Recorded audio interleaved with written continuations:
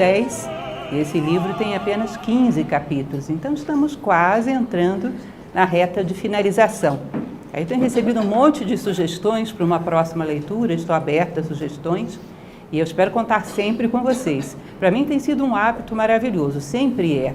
Ainda que eu tenha lido muitas vezes esse livro, ler para comentar com vocês, receber as observações aqui no YouTube, tem sido um momento muito interessante, de muito crescimento. Eu espero que esteja sendo assim também para vocês. Lembro que o livro, cadê ele? Está aqui.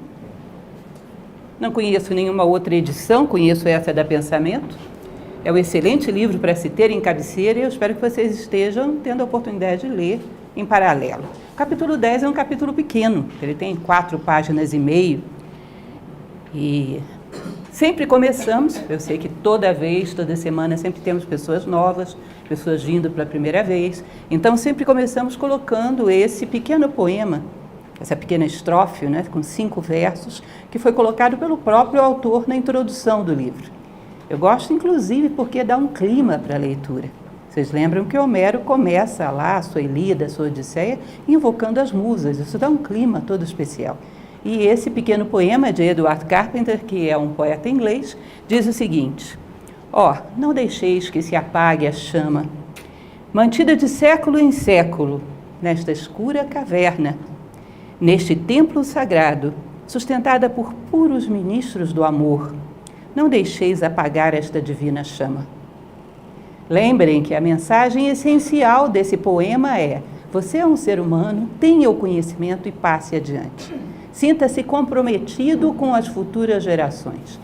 E não considerem, porque também muitas vezes as pessoas têm me dito isso, mas que diferença eu faço para o futuro sendo eu um só, sendo poucos? E na verdade as coisas não são quantitativas da maneira que nos ensinaram a pensar.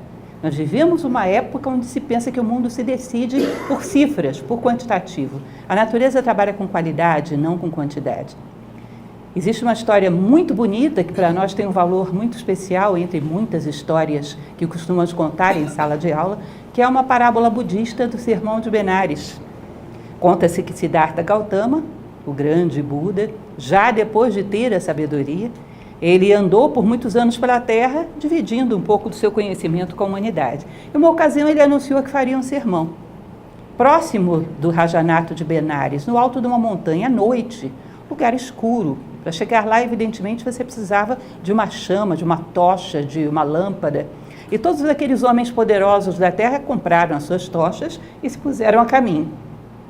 Disse que nesse Rajanato havia uma anciã, uma senhora muito simples, que não tinha como comprar uma tocha daquela. Daí ela vende os próprios cabelos, vende as roupas que tinha e troca por uma pequena lamparina com um pouquinho de óleo.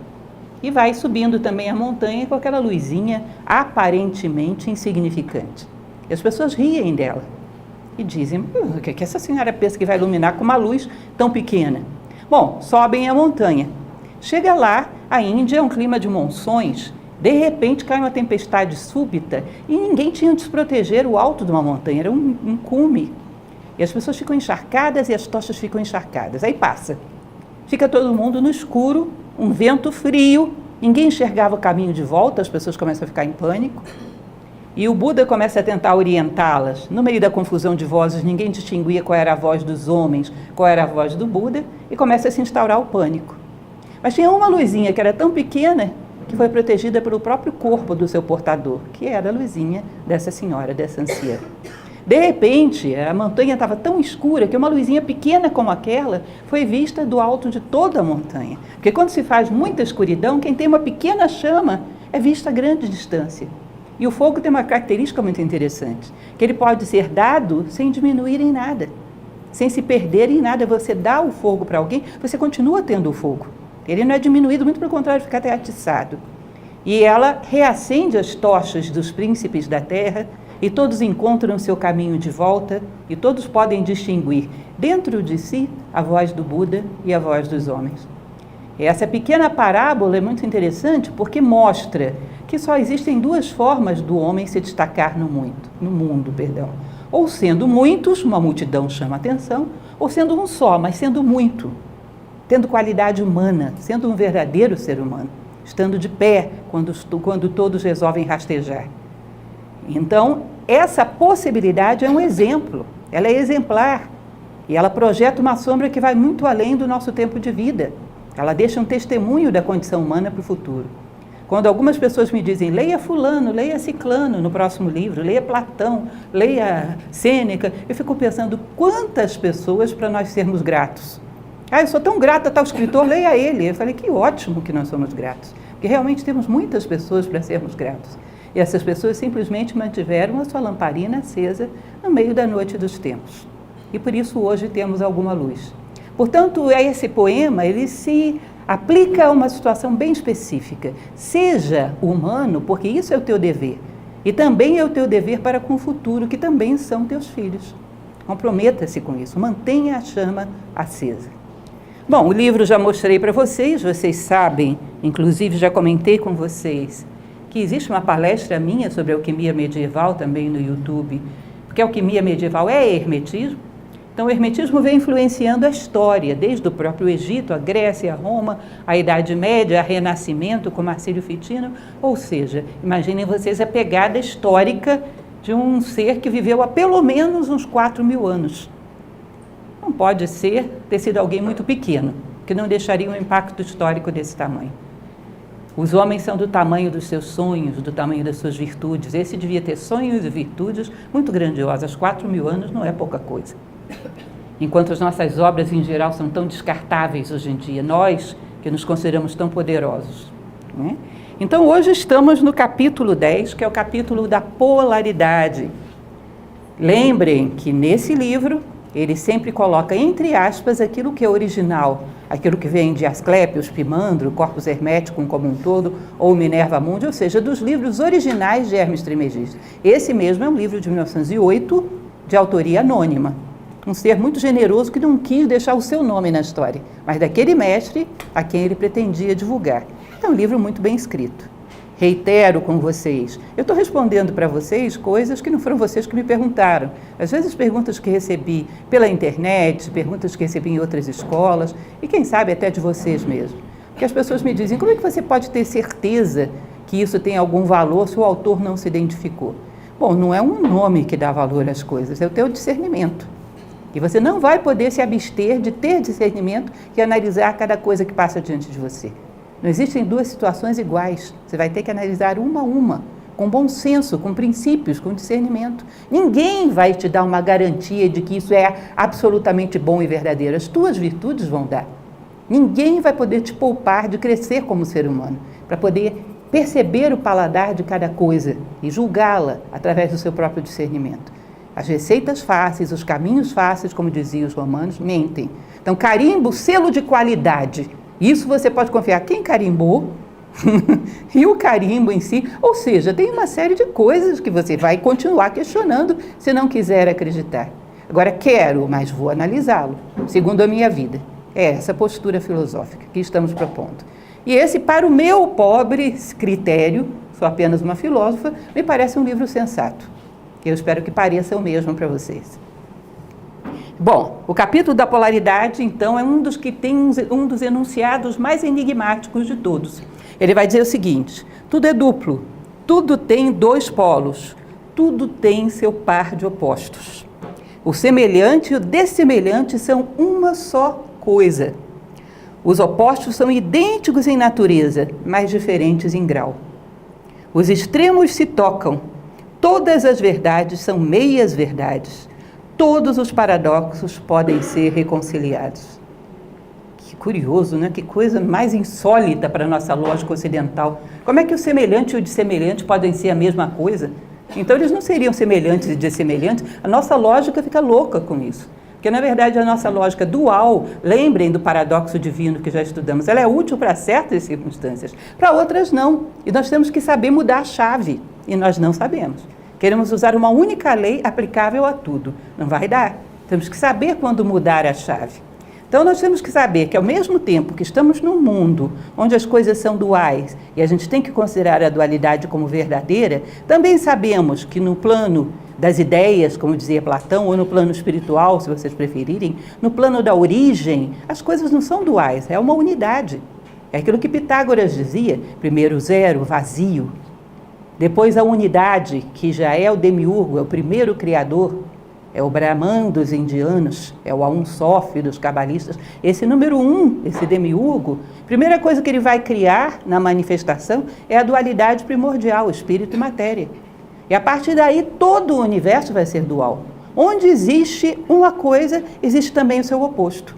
Bom, essa cadeira é branca, é totalmente branca? Olha, coloca uma lupa que você vai ver que no meio desse plástico aí deve ter várias outras cores misturadas. Ah, ela é resistente. Olha, que já vi muita gente quebrar essas cadeiras. Ou seja, tem de tudo. Tem todos os polos que vocês pegarem. Na resistência, ela é resistente e ao mesmo tempo frágil. Na cor, ela é branca e é também mais um monte de coisa. Na forma, ela é arredondada, mas também tem pernas retilíneas. Ou seja, ela é um amontoado de dualidades, de polaridades, colocadas juntas, como tudo no universo. E o que ele vai explicar é que, quando nós temos um dos pontos da polaridade, temos o outro em potencial. Ou seja, você tem algum sentimento? Tenho. Então você pode ter todos. Se você não tiver nenhum, não vai dar. Mas eu tenho algum, sei lá, eu tenho raiva, eu tenho inveja, eu tenho alguma coisa. Bom, pode ter o contrário dele, porque está aí em potencial. Eu não tenho nada, sou absolutamente indiferente, vai dar mais trabalho. Vai dar mais trabalho. Eu sinto alguma coisa, oba, bom começo, diz aí o que você sente. Dá para depurar isso, dá para levar para outros planos dentro dessa mesma natureza. E é o que ele vai explicar já já. Esse símbolo, muito conhecido entre nós, o Tao, o Yin e o Yang, a dualidade no universo manifestado, que tem essa curiosidade, porque dentro do branco existe um pouquinho do negro, dentro do negro existe um pouquinho do branco, não existe absolutos. E a harmonia das polaridades, a harmonia dos opostos, faz com que você tenha a circunferência que gira. É o movimento mais rápido que podemos atingir, é um dos inventos mais brilhantes do homem, a roda. É a harmonia dos opostos, a harmonia por oposição. Se nós encontramos as duas polaridades e as harmonizamos, temos o tal, temos movimento. Se ficamos polarizados para um lado, ficamos tortos com esse movimento pendular. Não saímos do lugar. A harmonia por oposição pode ocorrer em todos os planos. Então, o princípio da polaridade diz: todos os seres manifestados têm dois polos e muitos graus entre esses dois polos. Os seres da mesma natureza, têm diferença apenas de grau. Exemplo típico, que é o que ele dá no livro e é o mais eficiente que eu já vi até hoje. Termômetro.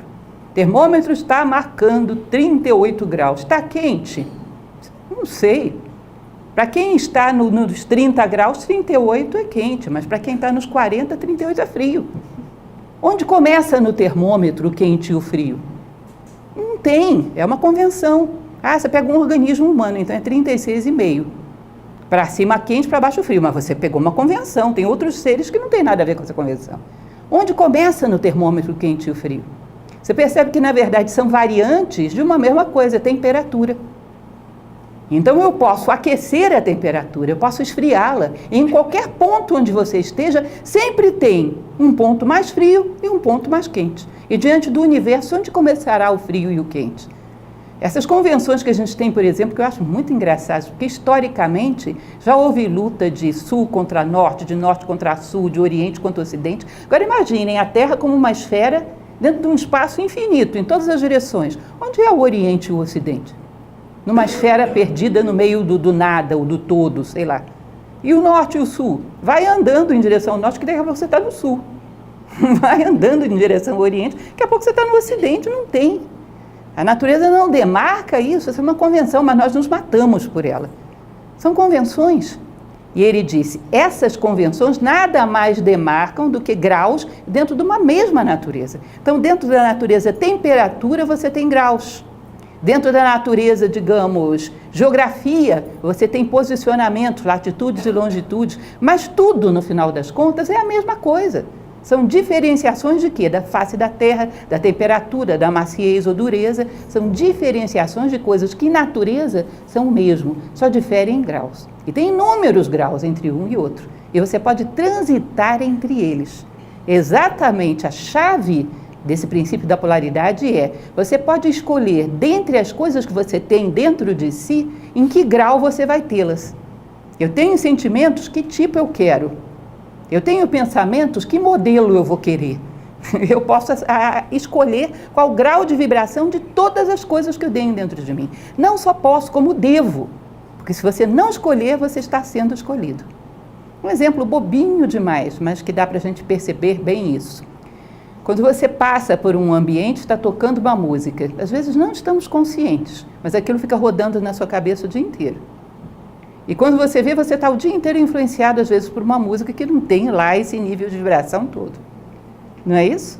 E isso gera afinidades, porque ela atrai pensamentos que estão vibrando na mesma frequência. Ou seja, nós não filtramos as coisas que entram em nós e geram influência. Não escolhemos em que ponto vamos vibrar. E se você não escolhe em que ponto vai vibrar, alguém escolhe por você.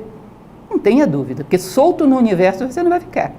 Ou você está no banco da frente guiando o veículo da sua vida, ou está no banco de trás de olhos vendados. Mas não está parado, está sendo conduzido para algum lugar. Que talvez não seja o seu interesse, talvez você não tenha nenhum interesse próprio. Então, essa questão da vibração, da polaridade, que as duas trabalham muito juntas, são dois princípios, necessariamente tem que ser uma escolha consciente do homem, porque de qualquer forma ele vai vibrar. Agora, onde? Depende dele tomar ou não as rédeas da sua vida. E é exatamente o que ele vai explicar. Ele passa 2 páginas no livro, só falando de polaridades, todo tipo que você possa imaginar. Espírito e matéria são polaridades? São. Você vai aumentando a vibração da matéria, entra para o plano mental, entra para o plano do espírito, diz que chega aos pés do mundo, chega aos pés de Deus. Ou seja, se você tem identificação com algum veículo, você pode encontrar veículos mais sutis. Tem algum grau de identidade, pode elevar a tua identidade. Dá. Você não pode trocar as chaves. Não sei se vocês estão entendendo. Eu não posso transformar o calor em maciez. São 2 coisas que não têm nada a ver. Eu não posso trocar, sei lá, o norte pelo oriente. São 2 coisas. Agora, dentro da mesma natureza, tudo pode ser sublimado ou vulgarizado. Dentro da mesma natureza, dentro do mesmo termômetro. Eu não posso transformar o frio em vermelho, mas eu posso transformar o vermelho em violeta e o frio em quente. Então, dentro da mesma natureza, os polos são apresentações diferentes da mesma coisa e podem ser reconciliados. Então ele vai dizer espírito e matéria, calor e frio, norte e sul, cores de baixa vibração, vermelho, laranja, cores de alta vibração, como violeta.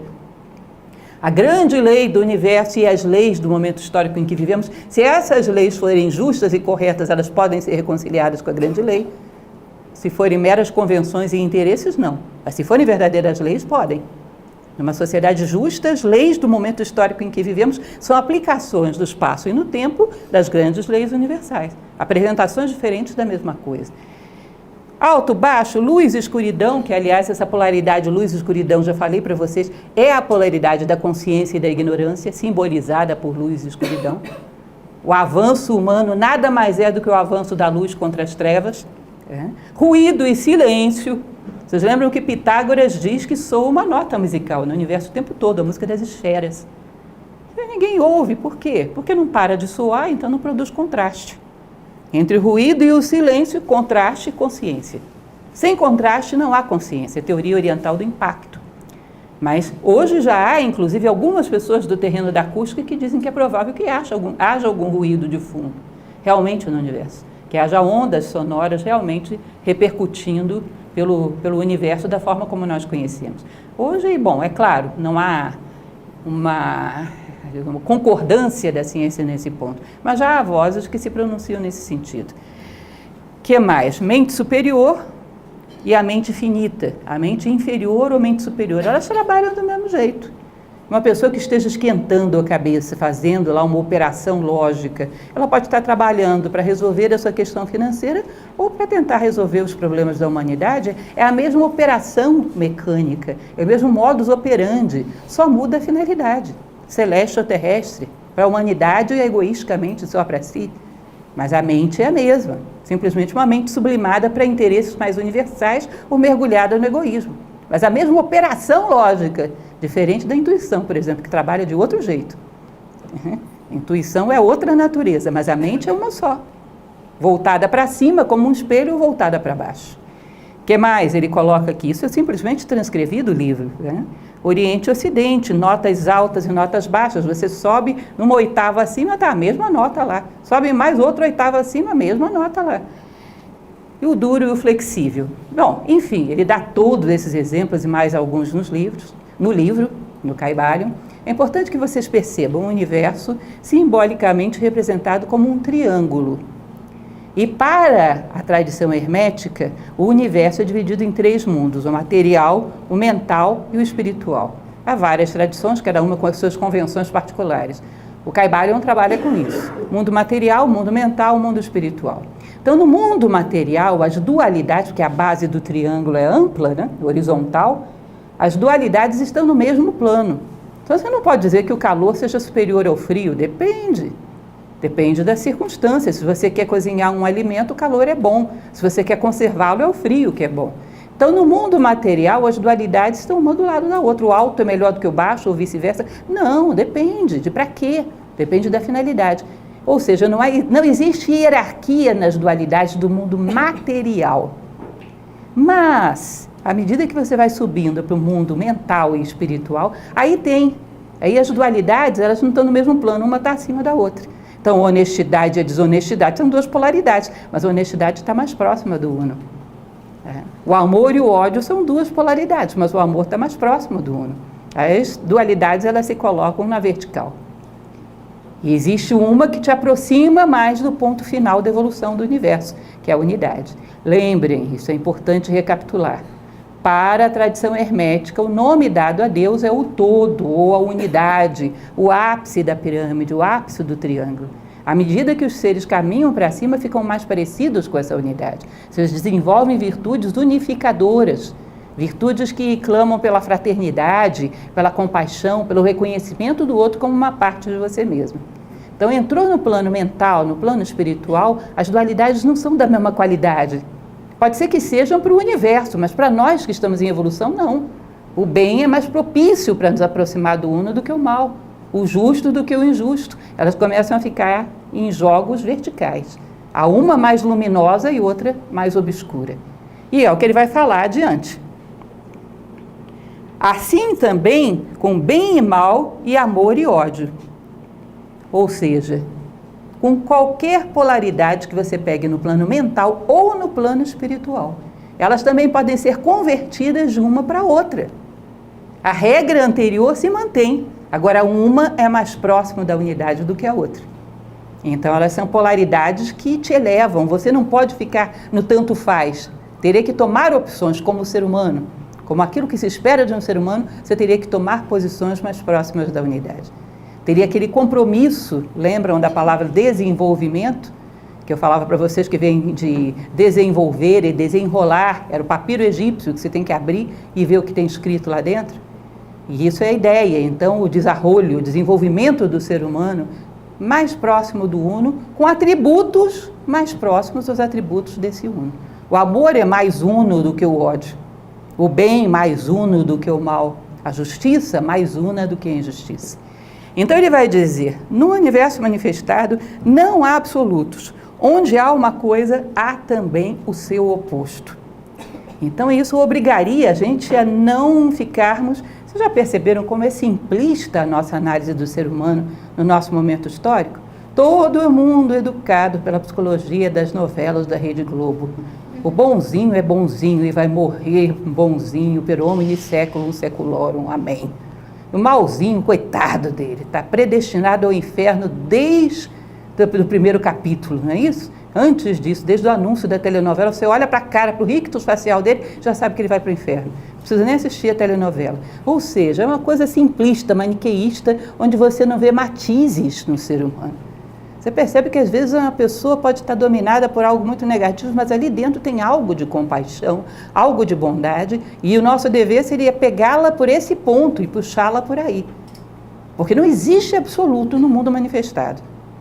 Um ser que fosse absolutamente bom ou absolutamente mal, isso diz o nosso querido Platão, negaria o próprio absoluto, porque não pode ter 2 absolutos, todos os 2 viram relativos. Então, se tem alguém absolutamente carrasco, ele negou Deus, porque Deus é absoluto e ele também. E Platão ainda falava uma coisa curiosa e interessante, que o bem é aquilo que une. Se o bem é aquilo que une, para o universo ter um ser manifestado, ele é feito de partes, todo ser é feito de partes, isso já dizia Platão. E para essas partes não se repelirem, você tem que ter uma liga, tem que ter uma cola que as junta. E essa cola é a bondade. Uma coisa absolutamente má, puf, explode. Então, qualquer coisa para existir teria que pagar um tributo ao bem. Imaginam isso? Qualquer coisa.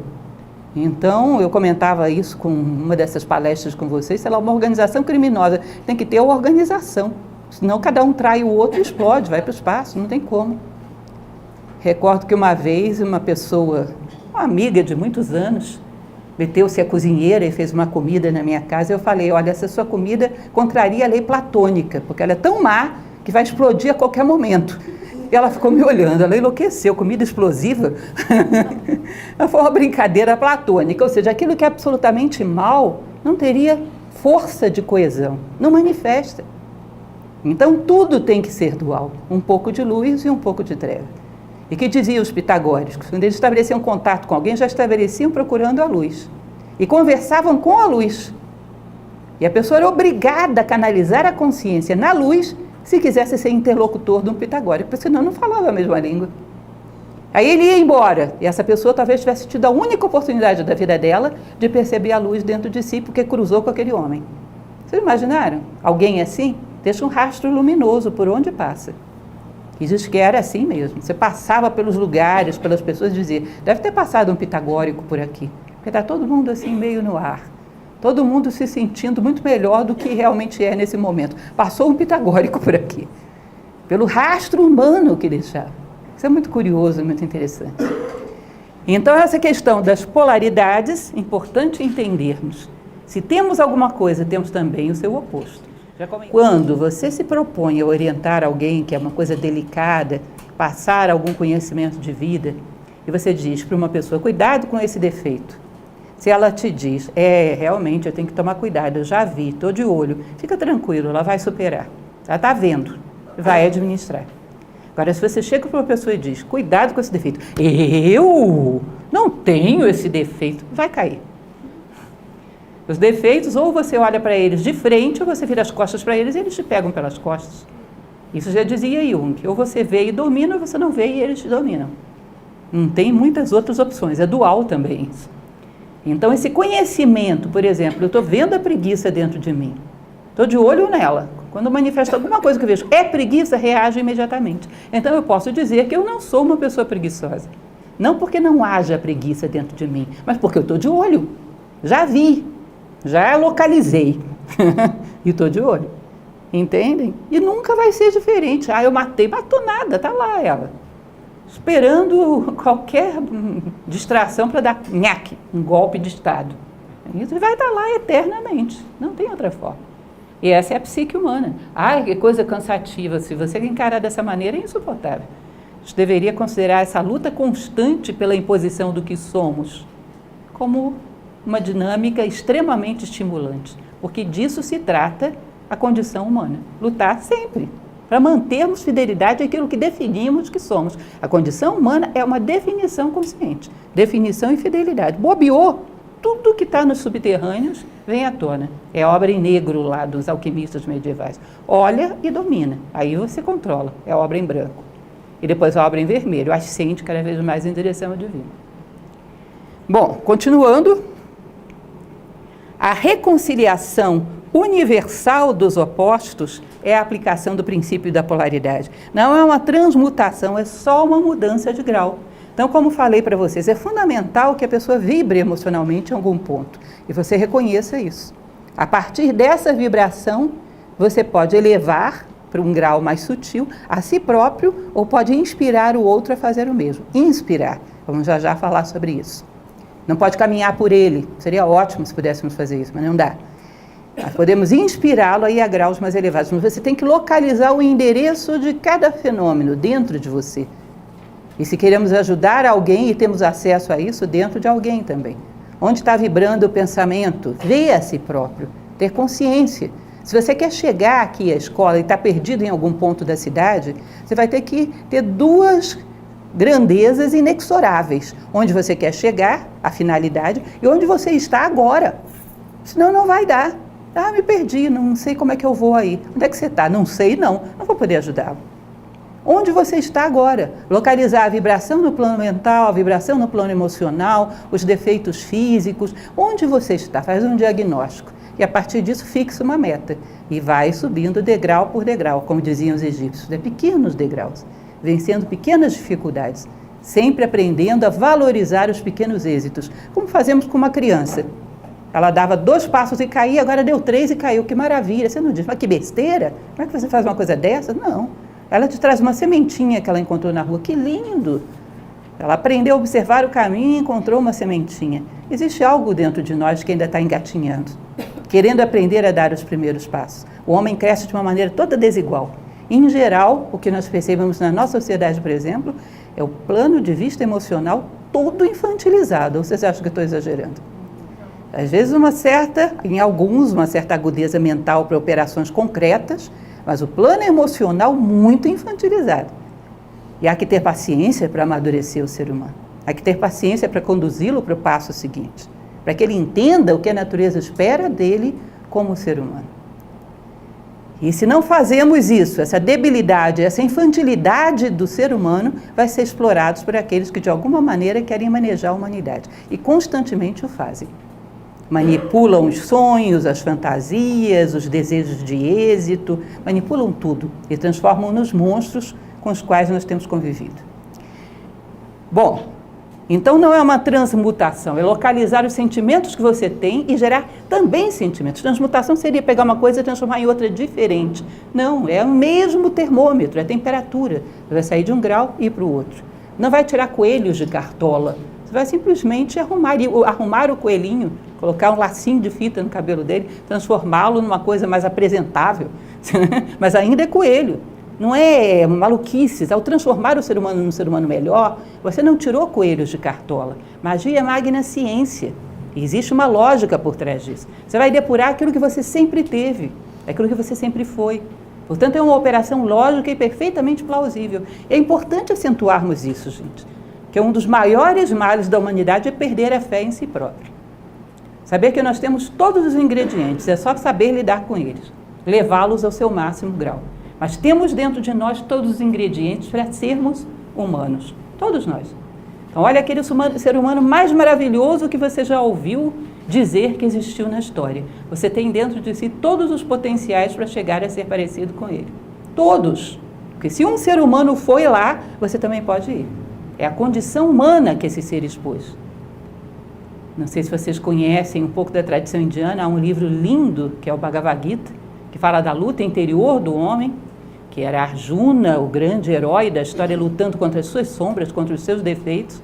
E num determinado momento, após o fim do livro, na continuação desse livro, que é o Tara Gita, diz o seguinte: se algum dia duvidares de si próprio, se algum dia te sentires sugado pelas sombras, olha no horizonte e verás Arjuna, o príncipe dos homens, montado sobre a sua montanha de sombras derrotadas.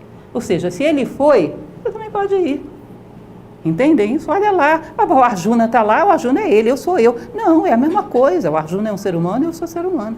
Se um foi, garante acesso a toda a humanidade. Toda a humanidade se eleva quando um homem se eleva. Assim como todos nós caímos um pouco quando um homem cai. Isso é inexorável. E antes de continuarmos o nosso caminho, em algum momento vamos ter que descer lá e resgatá-lo. Portanto, deveria doer em nós quando um ser humano cai em algum abismo de violência e de ignorância. Porque algo de nós caiu com ele.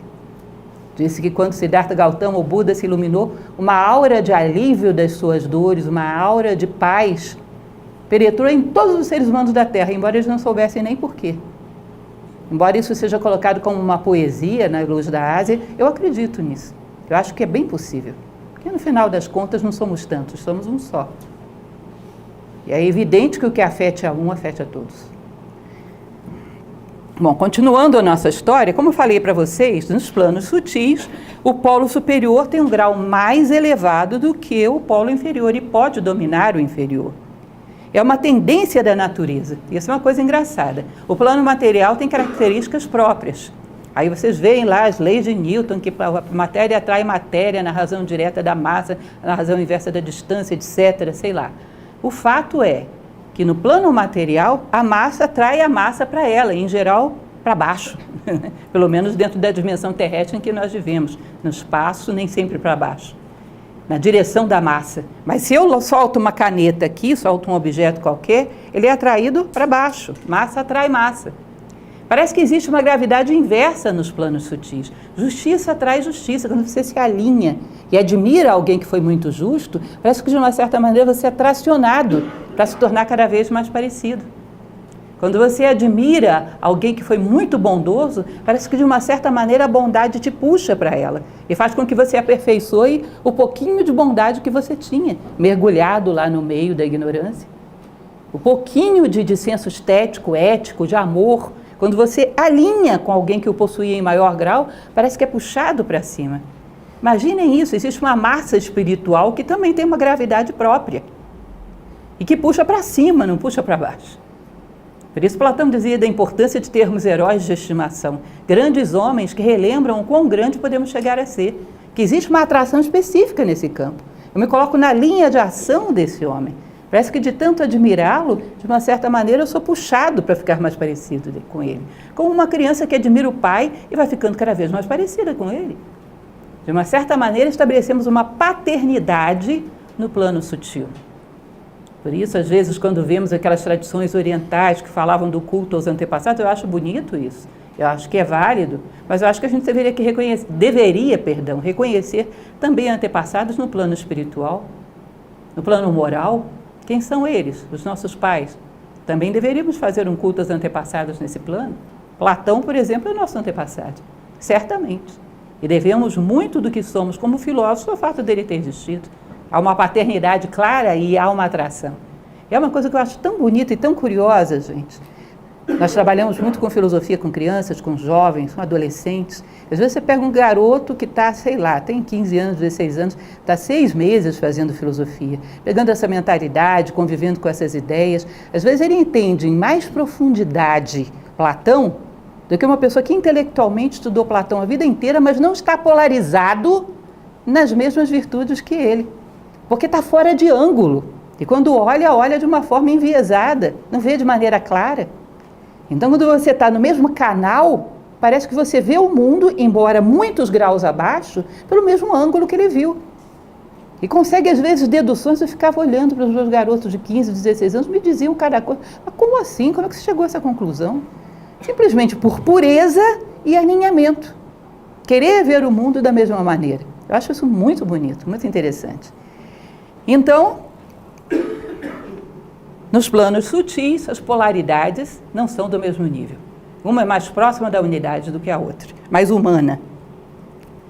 Ele vai falar de tratamentos mentais. Isso é 1908 que se escreve esse livro. Havia muito isso, uma tentativa de inspirar o outro através de uma polarização positiva de si próprio. Bom, isso não é impossível, mas tem certas ressalvas. Se isso existia em 1908, hoje existe muito mais. Mas nem sempre tão bem sucedido, porque há algumas ressalvas que têm que ser feitas. Tudo é dual. Inclusive a vontade de ajudar tem que ter inteligência junto. Vontade, amor e inteligência, dizia Platão, é uma tríade de virtudes divinas no homem. Então, você quer ter amor, quer ter compaixão, bota uma dosezinha de inteligência junto, porque senão não dá. Não funciona. Muito pelo contrário, pode gerar um vício, pode gerar uma dependência, que não é bom.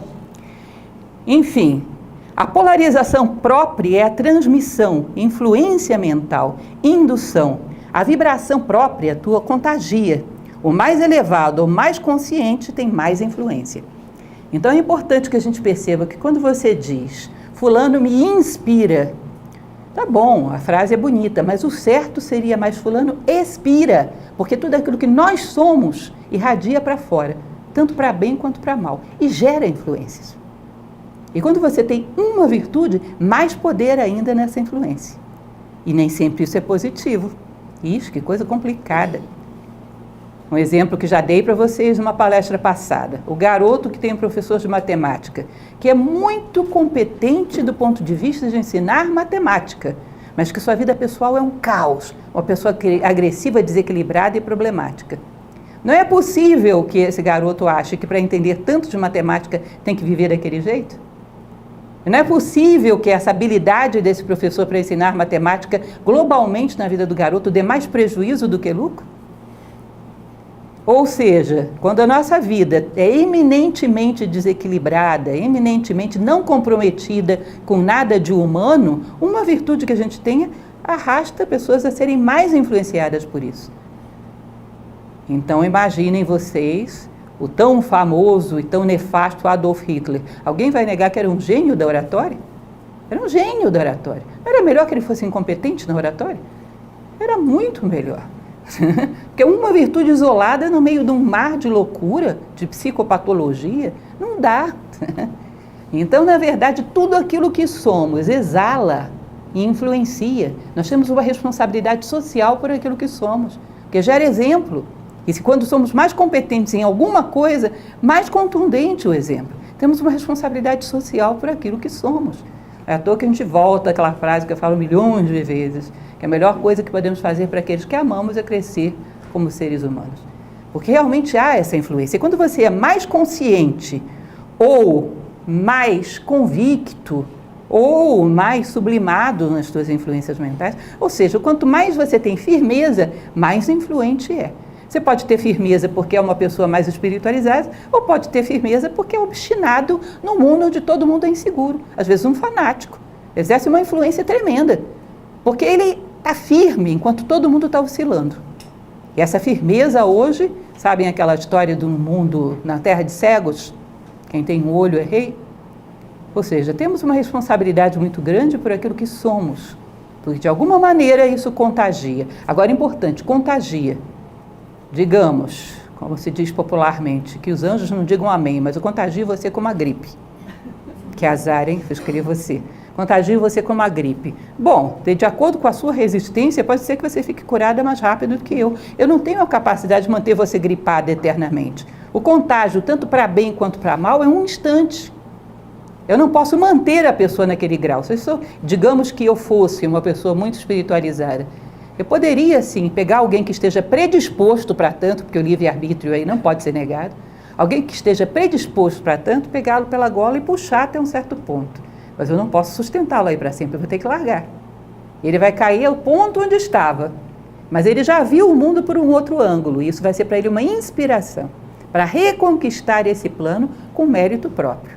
Ninguém evolui por mérito alheio. Entendem isso? Essa é uma lei da evolução humana chamada livre-arbítrio. Se isso fosse possível, vinha um Jesus Cristo, um Siddhartha Gautama, um Lao Tse, acabava o problema da humanidade, evoluía todo mundo. Mas não dá, infelizmente ou felizmente, sei lá, quem criou essa lei sabe o que está fazendo. Cada ser humano evolui por responsabilidade individual. E o que você pode fazer é contagiar momentaneamente, dar um exemplo, dar um referencial, se a pessoa está predisposta a isso. Porque quem não quer ter referencial, lembrem também aquele exemplo que também está entre os 10 mais.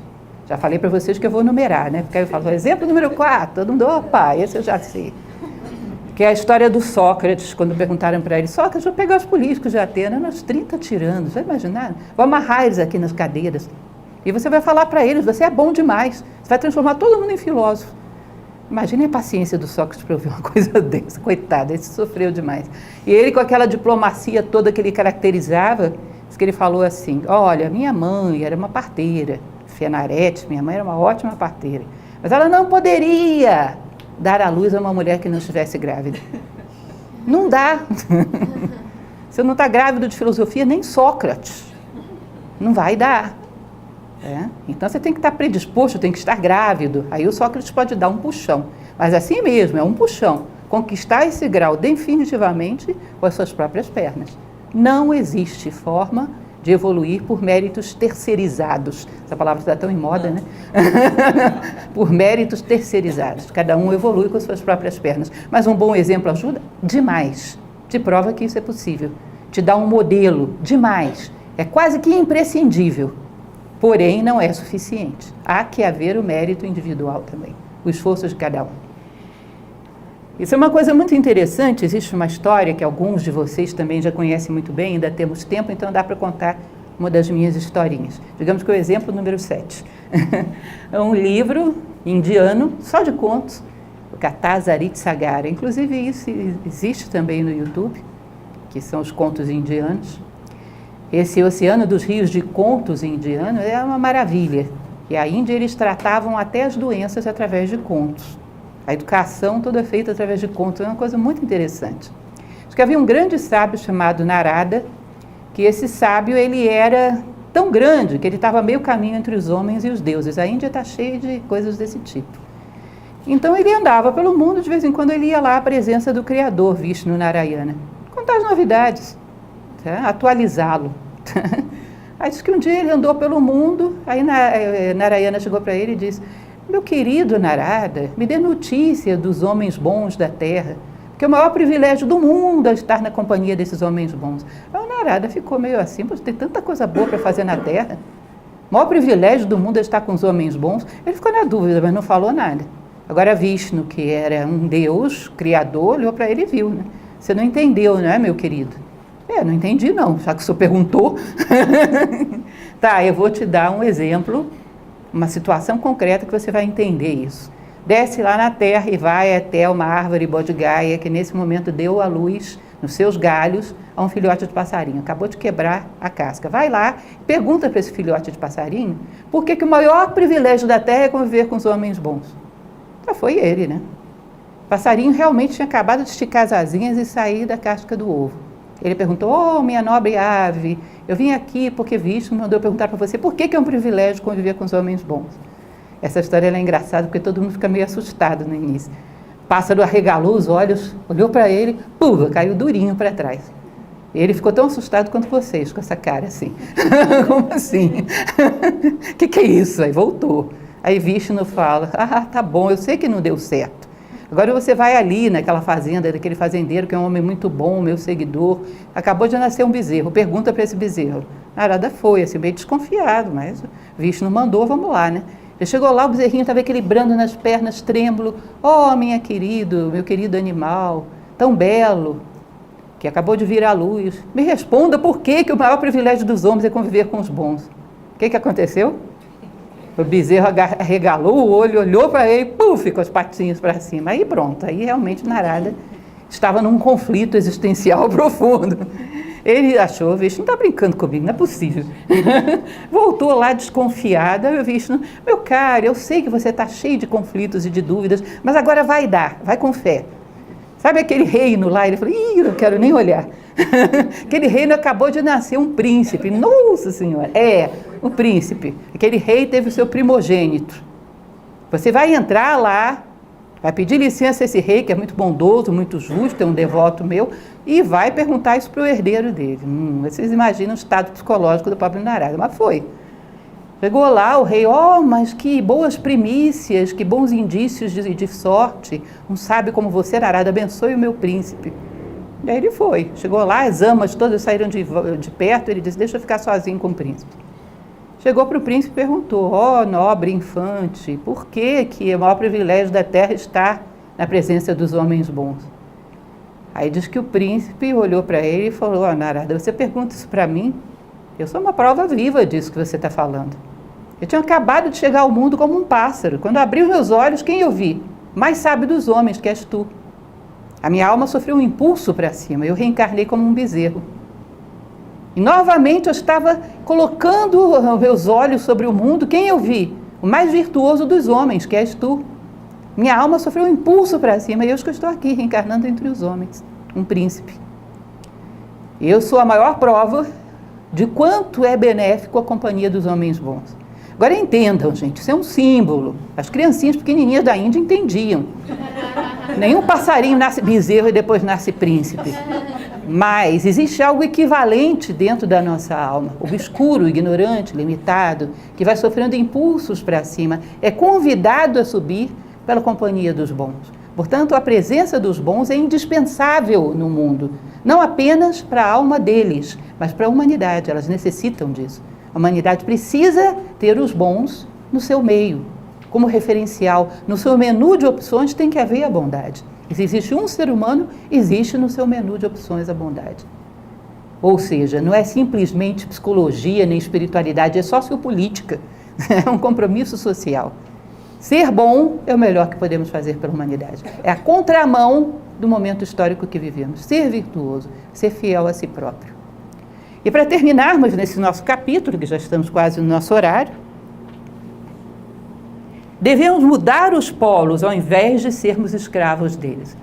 Ou seja, síndrome de Gabriela, que também é um exemplo muito batido, né? Eu nasci assim, eu cresci assim, e sou mesmo assim, vou ser sempre assim. Não, só a Gabriela que é desse jeito. Qualquer um pode ser o que quiser. Escolher a polaridade. Agora, como é que escolhe isso? Imaginem vocês, enobrece toda a tua vida. Se você enobrece a tua vida, a tua consciência está vibrando nesse andar, todos os moradores desse andar vão conviver com você. Bons sentimentos, bons pensamentos. Agora, se você tem algum pezinho, alguma concessão de consciência lá embaixo, os moradores daquele andar vão conviver com você. Ah, como é que eu faço para ter sentimentos nobres? Tenha tudo nobre na vida. Eleve as tuas vibrações. E tudo que é próprio desse plano, todos os que moram nesse plano, vão ser teus vizinhos. E vão trocar influências com você. Ou seja, se a gente admite um sentimento vulgar, uma emoção grosseira, um gosto grosseiro, desumanizado, egoísta, algo de nós vai morar nesse andar e vai ser influenciado pelos vizinhos. Portanto, não estaremos plenos, equilibrados no andar. E esse é o nosso drama. Sempre oscilamos entre dois planos muito díspares. Em algum momento, aquele plano mais baixo vai gerar fatos na nossa vida, que às vezes comprometem a nossa vida toda. Isso é o drama da humanidade. O Pinóquio, que é o nosso amigo aí uma história tão expressiva, não só o desenho do Disney, mas também o livro lá atrás de Carlo Collodi, é uma coisa linda. E ele diz o seguinte: ficar onde me colocar é coisa de cadeira. Ou seja, ficar onde a sociedade pensou que eu tenho que estar, porque eu não sou cadeira. Muito respeito pelas cadeiras, mas eu não sou cadeira. E eu tenho o ímpeto de me tornar cada vez mais humano. E para isso conquistar as virtudes necessárias. Menino que quer ser mau, nunca passará de menino de pau. Lembram disso? Não vou entrar em detalhes com vocês sobre isso, porque a história é muito linda. Seu pai, Gepeto, lembra muito um cidadão da mitologia grega chamado Jápeto, que junto com Climene deu origem a Prometeu, que é um grande referencial mítico da humanidade. Esse ser que sonha dar asas à humanidade, que sonha ser menino de verdade e se espelha numa estrela. Primeira estrela que eu vejo, realiza o meu desejo, o planeta Vênus. E todas as referências simbólicas que o Walt Disney coloca dentro desse desenho, que são maravilhosas. O Walt Disney era uma criatura muito especial.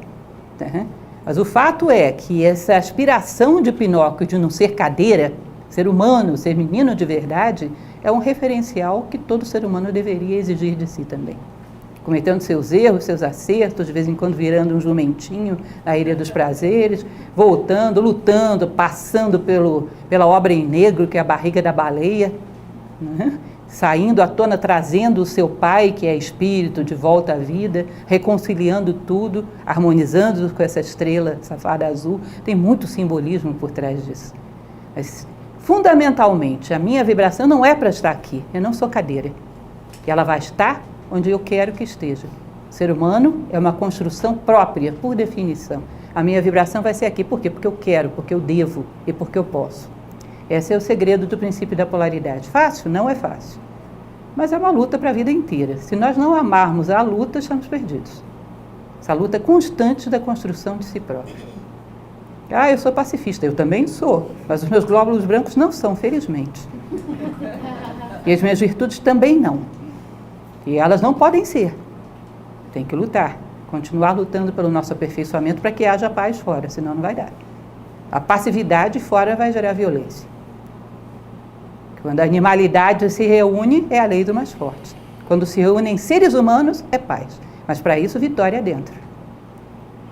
Bom, isso é basicamente o princípio da polaridade. Lembro a vocês, semana que vem estaremos aqui com o capítulo 11.